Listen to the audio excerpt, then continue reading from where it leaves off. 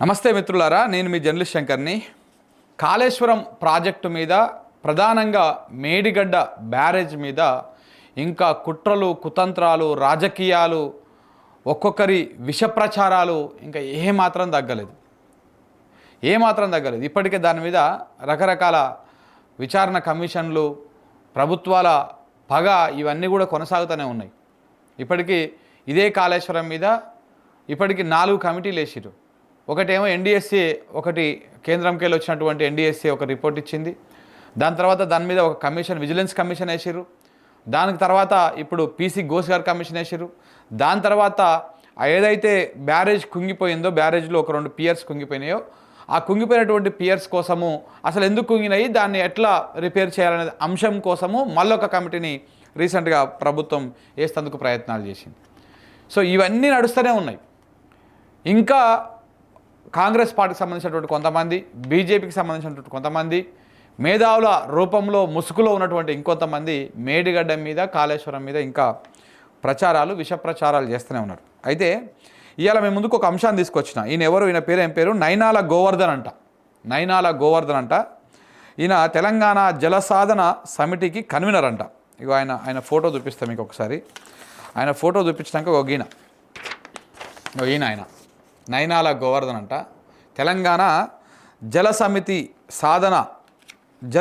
తెలంగాణ జల సాధన సమితికి కన్వీనర్ అంట. ఈయన ఇలా ఆంధ్రజ్యోతి పత్రికలో ఎడిటోరియల్ కాలంలో ఒక చిన్న ఆర్టికల్ రాయడం జరిగింది. ఇది ఆయన రాసినటువంటి ఆర్టికల్. ఈ ఆర్టికల్లో ఏం రాసిండంటే, మేడిగడ్డ పైన అడ్డగోలు బుకాయింపు అని చెప్పేసి నా రాసిండు. అంటే మేడిగడ్డ మీద బీఆర్ఎస్ వాళ్ళు ఎవరైతే కాళేశ్వరం ప్రాజెక్టుని సమర్థిస్తూ ఉన్నారో, లేకపోతే ఈ వ్యవహారాన్ని సమర్థిస్తూ ఉన్నారో, వీళ్ళందరికీ కౌంటర్గా ఈ నైనాల గోవర్ధన్ అంట ఆయన ఒక ఆర్టికల్ రాసిండు. ఆంధ్రజ్యోతి దాన్ని యాస్టీస్గా పబ్లిష్ చేసింది. అంటే ఆయన రాసినటువంటి తప్పుడు ప్రాపగండా అని తెలిసినాక కూడా ఈ పత్రికలు ఇట్లనే ప్రచురిస్తాయి. ఇంకా అందుకే దీనికి ఈ రాసినటువంటి, ఎందుకంటే ఇది కొంత సర్క్యులేషన్ ఉన్నటువంటి పత్రిక, తెలంగాణలో కూడా చదువుతారు దీన్ని కొంత. అందుకనే ఈ అబద్ధపు విషయాలను మనము తేటతెల్ల చేయడం కోసం నేను ఈ వీడియో రికార్డ్ చేస్తున్నాను. అయితే ఈయన ఏమని రాసిండయా అంటే, మేడిగడ్డ పైన అడ్డగోలు బుకాయింపులు అంటే, ఇప్పుడు మేడిగడ్డ మీద ఒక ప్రజల లోపల కూడా ఒక అనుమానం వస్తూ ఉంది. ప్రధానంగా మనం ఫస్ట్ నుంచి అనుమానం వ్యక్తం చేస్తున్నాం. ఎప్పటి నుంచి? ఎప్పుడైతే 21వ తారీఖు, అక్టోబర్ 21వ తారీఖు 2023లో ఆ మేడిగడ్డ బరాజులో 2 పియర్స్, 7వ బ్లాక్లో 2 పియర్స్ కుంగిపోయినాయో, అప్పటి నుంచి మనము అనుమానం వ్యక్తం చేస్తూ ఉన్నాం. తెలంగాణ వాదులు, నీళ్ళ మీద సోయినటువంటి వాళ్ళు, నీటి రంగ నిపుణులు, తెలంగాణ మీద కొంత అవగాహన ఉండి తెలంగాణను ప్రేమించేటువంటి ప్రతి వ్యక్తి మేడిగడ్డ ఇన్సిడెంట్ తర్వాత తప్పకుండా దాని మీద ఎక్కడో ఒక అనుమానాలు అయితే మొదటి నుంచి ఉన్నాయి. ప్రధానంగా అక్కడికి వెళ్ళి చూసొచ్చిన తర్వాత అనుమానాలు ఇంకా బలపడ్డాయి. ఎరే ఇట్టెట్ట కుంగుతుంది, ఒకవేళ కుంగితే బరాజు ఆ నుంచి దాకా చాలా పియర్స్ ఉన్నాయి, చాలా బ్లాకులు ఉన్నాయి, దాంట్లో ఏటవాలుగా చాలా ఆ నుంచి దాకా పెద్దగా కొంగాల్సి ఉంటుంది. కానీ కేవలం 2 పియర్స్ అక్కడనే ఏదో కిందంగా గుంతదోమి లోపలికి దింపినట్టుగా, దోసకాయని మధ్యలోకి కోసినట్టుగా నిట్ట నిలువున ఒక పియర్ అనేది చీలడము, పక్కున పగలడం అనేది ఇక్కడ అనుమానాలకు తావిస్తూ ఉంది. అయితే ఈ నేపథ్యంలో రీసెంట్గా మనం మొదటి నుంచి అనుమానం వ్యక్తం చేస్తున్నాం. ఏదో జరిగింది కింద, ఏదో ఒక వ్యవహారం జరిగింది, దీన్ని ఏదో కుట్ర ఉంది దీని వెనకాల అనేటువంటి అనుమానం మొదటి నుంచి తెలంగాణ వాదులు కానీ, ఈ తెలంగాణ మీద నీళ్ళ మీద సోయినటువంటి వాళ్ళందరూ కూడా అనుమానాలు వ్యక్తం చేస్తున్నారు. వి ప్రకాష్ సార్ లాంటి వాళ్ళు కానీ, లేకపోతే శ్యామ్ ప్రసాద్ రెడ్డి సార్ వంటి వాళ్ళు కానీ, ఇట్లా తెలంగాణ ఈ వ్యవసాయ రంగాన్ని, నీటికి సంబంధించినటువంటి దాన్ని విశ్లేషించే వాళ్ళు చాలామంది అనుమానం వ్యక్తం చేస్తున్నారు. మనకు కూడా అనుమానం ఉంటుండే. అయితే అది ఈ మధ్యలో బలపడ్డది.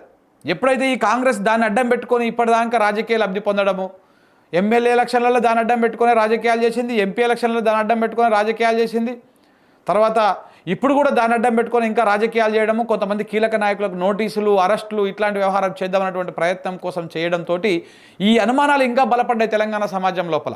మనం చెప్పడం కాదు, ప్రజలే అనుమానం వ్యక్తం చేస్తూ ఉన్నారు. ఏమని? నిజంగానే మేడిగడ్డ వెనకాల, మేడిగడ్డ కింద ఏదో కాంగ్రెస్ బీజేపీలు కుయుక్తులు పన్ని దాని కింద ఏదో బాంబు పెట్టి పేల్చి ఆ 2 పియర్స్ని మొత్తం కుంగిపోయే విధంగా చేసి మనకు నీళ్లు రాకుండా చేసేటువంటి కుట్ర చేసిర్రా అనేటువంటి అనుమానం ప్రజల లోపల వస్తుంది. ఇది రావడానికి ప్రధాన కారణము ఏపీలో పోలవరం నుంచి ఎత్తుకపోవడానికి బనకచెర్ల అయితే ప్రారంభం చేయడానికి ప్రయత్నాలు చేస్తూ ఉన్నారో, ఆ బనకచెర్ల కోసం చంద్రబాబు నాయుడు ఎప్పుడైతే ప్రయత్నాలు మొదలుపెట్టే అప్పటి నుంచి తెలంగాణ సమాజం కొంచెం దీని మీద చర్చ చేయడము, మాట్లాడడము, తెలుసుకోవడానికి ఇంట్రెస్ట్ చూపిస్తూ ఉన్నది. ఈ క్రమం లోపల ఇది ఇంకా మరింత బలపడింది. ఇప్పుడు బీఆర్ఎస్ వర్కింగ్ ప్రెసిడెంట్ కేటీఆర్ గారు మాట్లాడడం, వి ప్రకాష్ గారు ఇదే మన స్టూడియోలో ఇక్కడనే కూర్చొని బనకచెర్ల కోసము, ఆ పైన ఉన్నటువంటి ఇచ్చంపల్లి కోసము, కావేరికి నీళ్లు తీసుకుపోవడం కోసము, బనకచెర్లకు నీళ్లు తీసుకుపోవడం కోసము, ప్రాణహిత నీళ్ళను తరలించకపోవడం కోసమే మేడిగడ్డ మీద కుట్ర చేసిర్రు, మేడిగడ్డను కూల్చిర్రు, ఇప్పుడు దాని కింద బాంబులు పెట్టి కూల్చిర్రు అనేటువంటి అనుమానాలు బలపడతా ఉన్నాయి. దానికోసమే, ఆ బనకచెర్ల కోసమే, చంద్రబాబు కోసమే ఇప్పుడు మేడిగడ్డను కూడా రిపేర్ చేస్తలేరు అన్నటువంటి మాటని ఆయన ఇదే స్టూడియోలో కూర్చొని మాట్లాడడం జరిగింది. దీని తర్వాత ఇంకా ప్రజలు ఎక్కువగా దాని మీద నిజంగానే మేడిగడ్డ కింద ఏదో జరిగిందా అనేటువంటి అనుమానాలు వ్యక్తం అవుతూ ఉన్నాయి. ప్రజలు కూడా దాన్ని విశ్వసిస్తూ ఉన్నారు ఆ అనుమానాలని. కాబట్టి ఇప్పుడు డ్యామేజ్ కంట్రోల్ చేయాలి. కంట్రోల్ చేయడం కోసం ఇంకో మళ్ళా ఈ నైనాల గోవర్ధను ఇలాంటి ప్రాపగండా బ్యాచ్, ఎందుకంటే ఇప్పుడు ఇదే కాళేశ్వరం మీదనో మేడిగడ్డ మీదనో ప్రొఫెసర్ కోదండరామరావు లాంటి వాళ్ళు వచ్చి మాట్లాడితే జనం ఇప్పుడు ఎట్లా తిరగబడతారో, ఏ రకంగా బుద్ధి చెప్తారో కూడా అర్థమవుతుంది వాళ్ళకి. అప్పుడు కాళేశ్వరం మీద మాట్లాడిన మోతవారులందరూ ఇలా పదవులు తీసుకొని పెదవులు మూసుకున్నారు. ఆ క్రమం లోపల ఇప్పుడు అట్లాంటి వాళ్ళు వచ్చి మాట్లాడారు అనుకో, ప్రజలు తిరగబడతారు. దాన్ని యాక్సెప్ట్ చేసే పరిస్థితిలో లేరు. ఎందుకంటే చూస్తున్నారు కదా, 2 కాలాలు చూసిరు, ఇప్పటికీ 2 యాసంగిలు చూసిరు, ఒక వానాకాలం చూసిరు, ఇప్పుడు మళ్ళీ ఆనాకాలం వస్తున్నది. ఇప్పటిదాకా ఎక్కడ కూడా ఆ నీళ్ళు ఎత్తిపోసుకున్నటువంటి ఫెసిలిటీ లేదు. అందుకని ఇలాంటి ఆయనతోటి ఈ కాళేశ్వరం మేడిగడ్డ మీద అడ్డగోలు వాదనలు చేస్తూ ఉన్నారు. కేటీఆర్ కానీ, వి ప్రకాష్ గారు కానీ, లేకపోతే ఇట్లాంటి వాళ్ళందరూ కూడా అడ్డగోలు వాదన చేస్తూ ఉన్నారు. ఇట్లా పత్రికలల్లో వార్తలు రాపించారు. అసలు ఈ వార్తల సారాంశం మనం ఎందుకు కుట్టాం? మరి ఇట్లా అబద్ధాలు రాస్తే ఇన్ని రోజులు లెక్క సైలెంట్గా ఉండేటువంటి పరిస్థితులు ఉన్నాయా? ఇప్పుడు బట్టలిప్పి బర్బతలు నిలబెడతాం ఆడ. ఇప్పుడు ఈయన రాసినటువంటి భాగవతం మొత్తాన్ని ఇప్పుడు మీకు నేను చూపిస్తాను మిత్రులారా. ఈయన ఏం రాసిండయ్యా అంటే, మేడిగడ్డ వద్ద కాంగ్రెస్ వాళ్ళే బాంబులు పెట్టి ఉంటారేమో అంటున్నారు బీఆర్ఎస్ వర్కింగ్ ప్రెసిడెంట్ కేటీఆర్, మిగతా సాగునీటి రంగ నిపుణులు అంటున్నారు అని చెప్పేసి ఈయన స్టార్ట్ చేసి, ఒకవేళ అది నిజమే అయితే అక్టోబర్ 21, 2023న మేడిగడ్డ కుంగడానికి బాంబులు పెట్టారని అనుకుందాం కాసేపు. అనుకుంటే అక్టోబర్ 21 నుంచి కొత్త ప్రభుత్వం ప్రమాణ స్వీకారం చేసే వరకు, డిసెంబర్ 3 తారీఖు కొత్త ప్రభుత్వం ఏర్పడింది, 7 తారీఖు ప్రమాణ స్వీకారం చేసి ఈ మహానుభావుడు 23 అని రాసిండు, ఆయన తప్పు రాసిండు అందులో. అంటే 2 నెలలకు పైగా, ఎప్పటి నుంచి అక్టోబర్ 21 నుంచి డిసెంబర్ 7 తారీఖు దాకా దాదాపు 2 నెలల పాటు కేసీఆరే ముఖ్యమంత్రిగా ఉన్నారు, వాళ్ళ ప్రభుత్వమే ఉన్నది.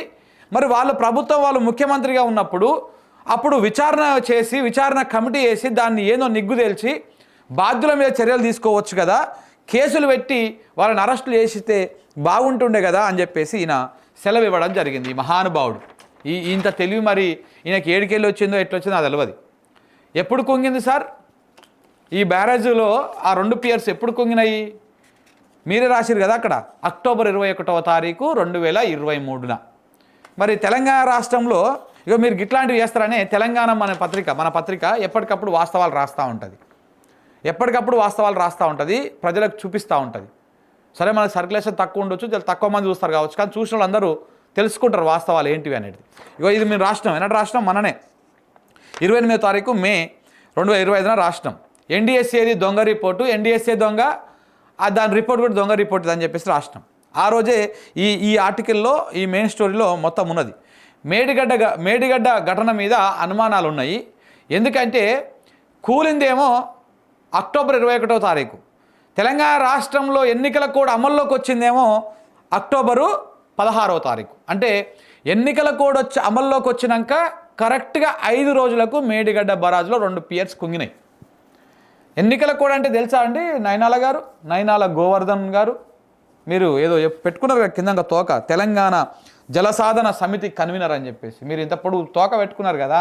అసలు ఎన్నికల కోడ్ అంటే తెలుసా మీకు? ఎన్నికల కోడ్ వచ్చినాక ముఖ్యమంత్రి పవర్స్ ఏమేమి ఉంటాయో తెలుసా మీకు?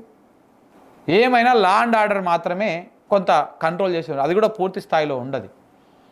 ఒకసారి ఎన్నికల కోడ్ అమల్లోకి వచ్చినాక పవర్స్ అన్నీ ఐఏఎస్లకు, ఐపీఎస్లకు ట్రాన్స్ఫర్ అయిపోతాయి. ముఖ్యమంత్రి గారి చేతిలో హుకుం జారీ చేసేంత ఉండదు. ఏదో ఇప్పుడు ఆ ప్రభుత్వం వచ్చేది ఉంటే, మీరు ప్రభుత్వం అయిపోయినాక రిజల్ట్స్ వచ్చినాక కూడా వచ్చినాక కూడా ముఖ్యమంత్రిగా మన కేసీఆరే. కానీ ఆయన వెళ్ళిపోయేటప్పుడు ఆయన వెనకాల ప్రగతి భవన్లో కాలి వంటి బట్టలతోటి వెళ్ళిపోయాడు ఆయన. అట్లా ఉంటుంది. సో కాబట్టి ఆ 16 తారీఖు నాడే ఎన్నికల కోడ్ వచ్చింది. 16 తారీఖు నాడే ఎన్నికల కోడ్ వచ్చింది. అంటే ఎన్నికల కోడ్ వచ్చినాక 5 రోజులకు బరాజులో 2 పియర్స్ కుంగినాయి. అంటే ఇక్కడ అర్థం ఏంటిది? కేసీఆర్ పవర్ తగ్గింది. కేసీఆర్ పవరు తగ్గిపోయిన తర్వాతనే బరాజ్ కుంగింది. కేసీఆర్ పవర్లో ఉన్నంతసేపు, కేసీఆర్ పూర్తి స్థాయిలో ముఖ్యమంత్రిగా ఉన్నంతసేపు బరాజ్ జోలికి ఎవడు రాలే, బరాజ్ కుంగలే ఎక్కడ. కానీ అక్కడ కుంగింది. కారణం ఏంటిది? ఎందుకై ఉంటుంది? అక్కడనే అనుమానాలు ఉన్నాయి. మీరు విచారణ చేయించవచ్చు కదా. ఎంత సిల్లీ థింగ్ కదా. మీరు పెద్ద వయసులో పెద్ద ఉన్నట్టున్నారు.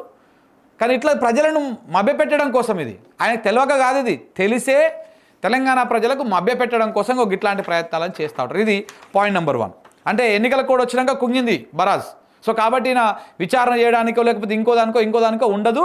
ఒకవేళ ఉన్నా కానీ ఎన్నికల హడావిడిలో ఉన్నారు. ఎన్నడు? నవంబర్ 29 నాడు పోలింగ్. కుంగింది ఎప్పుడు? అక్టోబర్ 21 తారీఖు నాడు. అంటే 2 నెలల సమయం ఉంది. కరెక్ట్ 1 నెల రోజులు ఉంది సమయం. ఈ 1 నెల రోజుల సమయంలో ఎంత డ్రామా జరిగింది తెలుసా? 16 తారీఖు నాడు ఎన్నికల కోడ్ వచ్చింది. మేడిగడ్డ పియర్స్ 2 పియర్స్ కుంగింది 21 తారీఖు నాడు.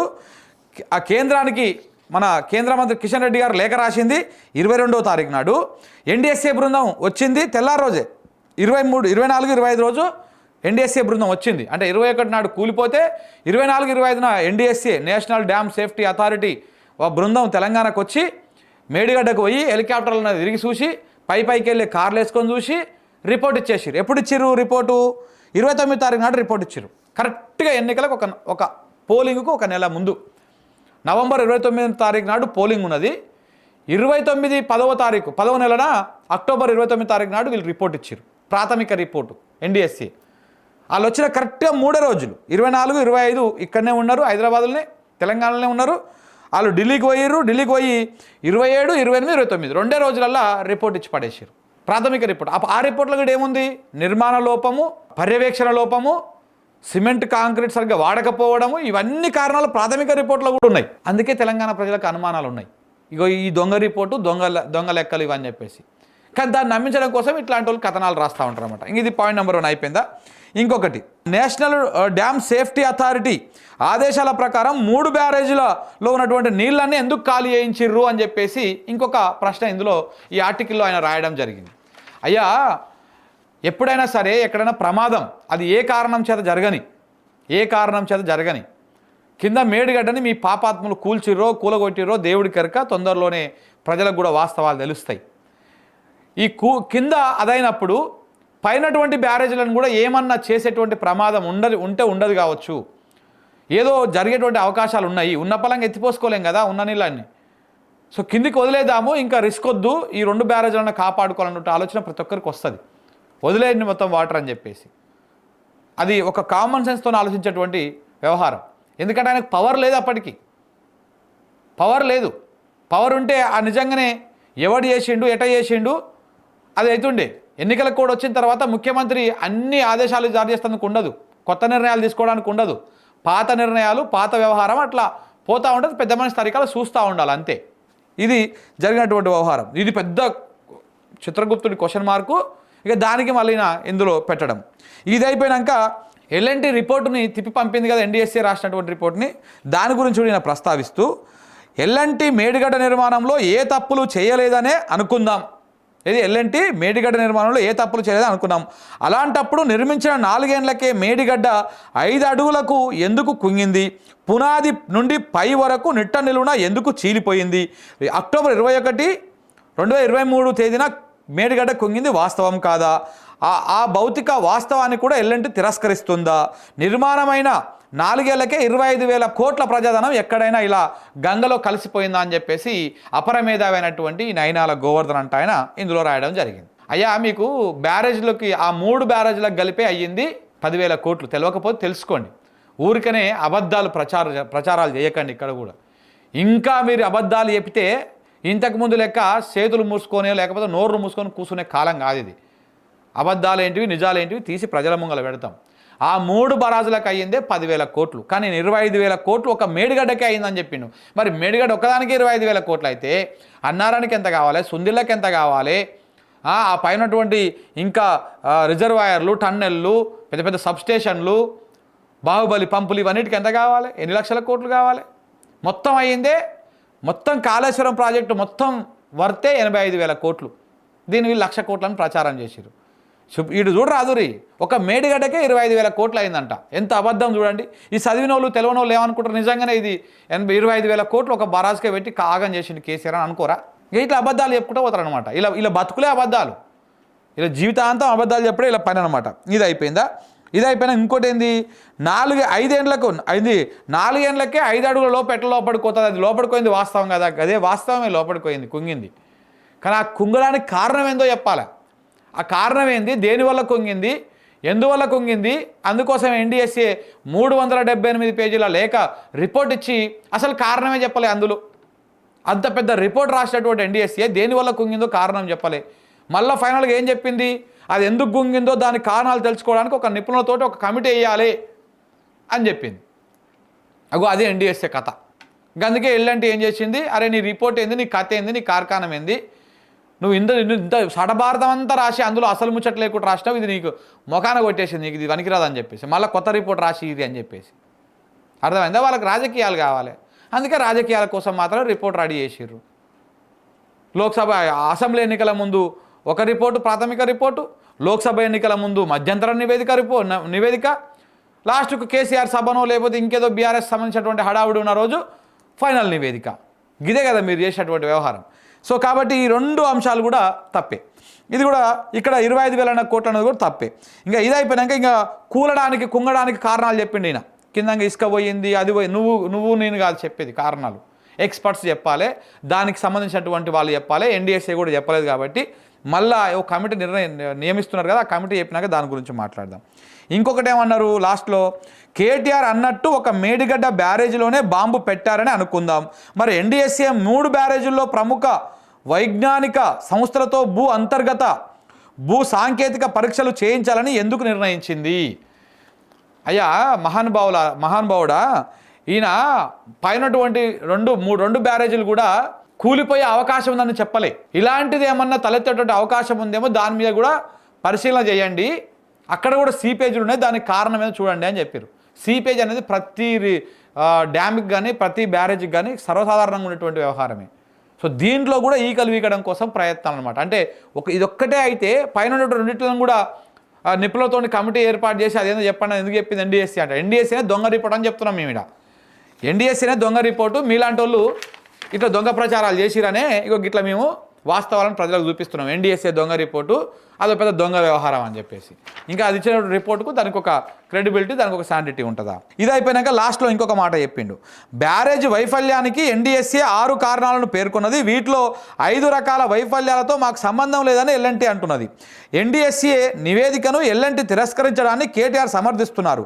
ఆ 6 వైఫల్యాలతో 5 వైఫల్యాలకు కేసీఆర్ ప్రభుత్వం దోషి అని ఎల్ఎన్టీ అన్నట్టు, దీన్ని కేటీఆర్ అంటున్నట్టు, దీనికి కేసీఆర్ బదులేమి ఇస్తారు? ఇక ఇవే ఏంటంటే రూపాయి పావుల పంచులు, ఇవి ఏమంటారు, అవేవో చిక్కు ప్రశ్నలు ఉంటుంది చూసినావా, అవేదో మాయ ప్రశ్నలు. అంటే ఇది ఇట్లా అంటే అది అట్లా అనాలా, అది ఇట్లా అనాలన్నట్టుగా ఇట్లాంటి దానికి మాత్రం పనికొస్తారు మీరు. ఎల్ఎన్టీకి సంబంధించినటువంటి వ్యవహారంలో ఎల్ఎన్టీకి చెప్పేంత పెద్ద మనిషి అనమాట ఈయన. యూట్యూబ్లలో కూర్చొని మాట్లాడడం, లేకపోతే ఇంకో ఛానల్లో కూర్చొని రౌండ్ టేబుల్ సమావేశాలు. ఈయన నాకు బాగా గుర్తుకుంటుంది, కేసీఆర్ గవర్నమెంట్లో ఉన్నప్పుడు ఈ మహానుభావుడు కోదండరామరెడ్డి, ఆ ఎన్ గోపాల్ రెడ్డి, ఆయన పేరు ఏం పేరు, జర్నలిస్ట్, ఇప్పుడు ఆ టీశాట్కా దానికి చైర్మన్గా ఉన్నాడు ఆయన, మిగతా వాళ్ళందరూ కలిసి ఈ బ్యాచ్ ఒకటి ఉంటుండే, ఇదంతా కాంగ్రెస్ ప్రో బ్యాచ్. ఈ బ్యాచ్ అంతా కూర్చొని వారానికి ఒకసారి, నెలకొకసారి కాళేశ్వరం మీద జలసాధన అని చెప్పేసి ఇదని చెప్పేసి రౌండ్ టేబుల్ సమావేశాలు పెట్టుడు, ఈ మీడియా ఛానల్ని ప్రసారం చేసుడు, ఈ పత్రికలన్నీ రాసుడు. ఇట్లా ఉంటుండే అనమాట. ఇది ఇలా కథ. ఇది ఇట్లాంటి అట్లా అనాలా, అట్లాంటి ఇట్లా మళ్ళీ మనలాంటి వాళ్ళు పిలిచినాడు, వీళ్ళు రారు. మనలాంటి వాళ్ళు పిలిచి ఇద్దరు రా అన్న మాట్లాడదాం కాళేశ్వరం మీదనో ఇంకా దేని మీద అంటే రారు, వీళ్ళు రారు. ఇంకా ఇట్లా ఇది అయిపోయినాక తక్కువ ఖర్చుతో, ఇంకోటి ఏమన్నాడు, తక్కువ ఖర్చుతో పూర్తయ్యే తుమ్మిడి ఎట్టి రాక్ బెడ్ను వదిలేసి కాళేశ్వరము 3 బ్యారేజీల బలహీన ఇసుక బెడ్డును రీడిజైన్ చేయడమే ఈ విపత్తు ప్రధాన కారణం అని చెప్పేసి జస్టిఫికేషన్ ఇచ్చేసిండు ఈయన. తుమ్మిడేటి కట్టేస్తే అయిపోతాడు, తుమ్మిడి దగ్గర రాక్ ఉంది, ఆ రాక్ మీద బ్యారేజ్ కడితే మంచిగా ఉంటుండే, ఈడ వచ్చి ఇసుక మీద కట్టిండు అని చెప్పేసి. బ్యారేజీలు ఇసుకల మీద కడతారు. ఇంకొకటి తుమ్మిడేటి దగ్గర నువ్వు 148 మీటర్ల FRLతో కడితే ఎన్ని టీఎంసీల నీళ్ళు వస్తాయి, ఆ టీఎంసీలతో ఎన్ని లక్షల ఎకరాలకు నీళ్ళు ఇస్తారనేటువంటి సోయి ఇంగితం మీకుంటే మీరు ఇవన్నీ మాట్లాడరు. సో కాబట్టి ఇట్లా ప్రతి అక్షరం ఈయన రాసినటువంటి ఆంధ్రజ్యోతిలో 5వ తారీఖు నాడు రాసినటువంటి ఆర్టికల్లో ప్రతి అక్షరంలో ఈ ఆర్టికల్లోని ప్రతి అక్షరంలో తప్పులు, ప్రజలను తప్పుదో పట్టించేటువంటి అంశాలు ఉన్నాయి మిత్రులారా. అందుకనే ఈ విషయాన్ని కొంత సుదీర్ఘమైనట్టు అయినా ఇది మీకు చెప్పడం జరిగింది. అయితే ఈ మహానుభావుడు కూడా ఎవరు అని చెప్పేసి మనం ఎంక్వైరీ చేస్తే ఇదే యూట్యూబ్లో కొడితే ఈ నైనాల గోవర్ధన్ అంటే ఆయన ఇదే కాంగ్రెస్ పార్టీ శిక్షణా తరగతులు ఉంటాయి కదా, ఆ శిక్షణా తరగతులకు వెళ్ళి కూడా కాంగ్రెస్ పార్టీకి ఎట్లా ప్రచారం చేయాలి, ఏ రకంగా కాంగ్రెస్ పార్టీని పైకి తీసుకురావాలి, దానికి ఎట్లా ఓట్లు వేపియాలి అని ప్రచారం చేసినటువంటి వాళ్ళల్లో ఈయనొకడు. మళ్ళీ బయటకేమో నీటి రంగ నిపుణులు, సాగునీటికి అదేదో కన్వీనరు, లొటపీసు ఇవన్నీ పెట్టుకొని పేర్లు పెట్టుకొని ఉంటారు. కాబట్టి ఇలాంటి వాళ్ళతోటి ఇలాంటి మోసపూరితమైనటువంటి వ్యాఖ్యలు చేస్తున్నటువంటి వాళ్ళతో చాలా జాగ్రత్తగా ఉండాలి. లేకపోతే ప్రజలు తప్పుడు విషయాలనే నిజమని నమ్మేటువంటి ప్రమాదం కూడా ఉంటుంది మిత్రులారా. Thank you very much.